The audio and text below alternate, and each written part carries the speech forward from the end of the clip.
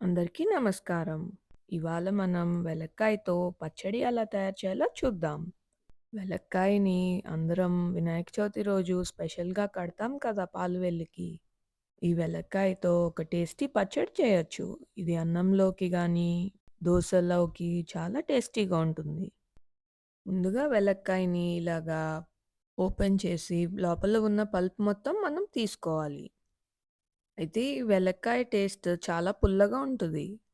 ఈ పచ్చడిలో ఎలాంటి చింతపండు కూడా వేయాల్సిన అవసరం ఉండదు.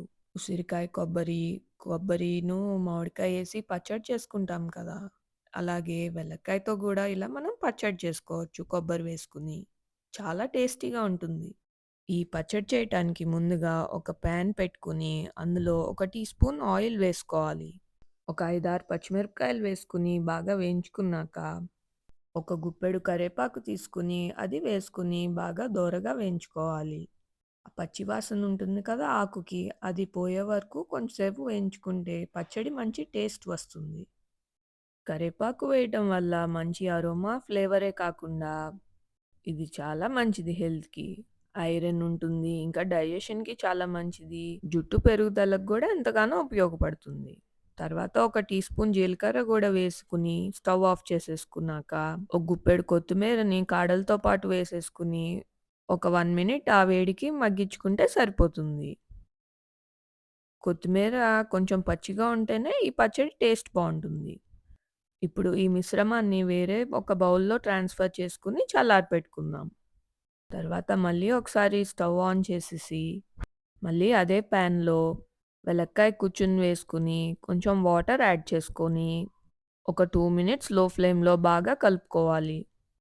ఇలా చేయటం వల్ల వెలక్కాయ గుజ్జు మెత్తపడుతుంది. ఇంకా వగరు ఉంటుంది కదా! అది కొంచెం తగ్గుతుంది. సో, ఇలా కొంచెం మెత్తపడినాక స్టవ్ ఆఫ్ చేసేసుకొని చల్లారపెట్టుకోవాలి.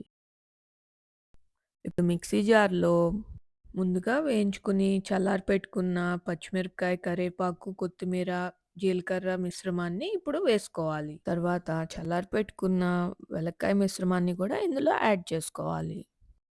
వెలక్కాయ ఆరోగ్యానికి చాలా మంచిది. ఇందులో ఉన్న ఫైబర్ కాన్‌స్టిపేషన్‌ని తగ్గిస్తుంది.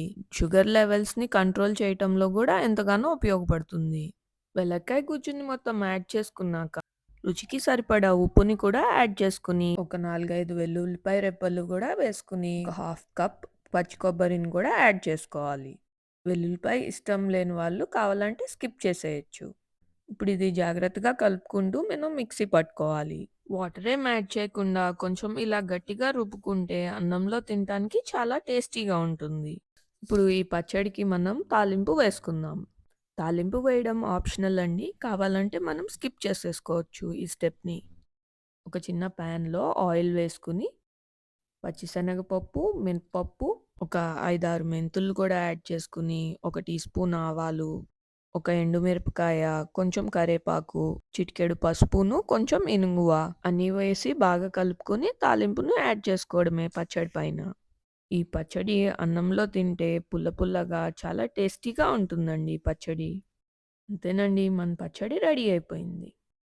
నేను ఈ పచ్చడిలోకి రెడ్ రైస్‌తో సర్వ్ చేసుకున్నాను.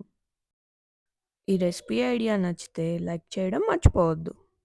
మరిన్ని హెల్తీ రెసిపీస్ కోసం సబ్స్క్రైబ్ చేసుకోండి. Thanks for watching.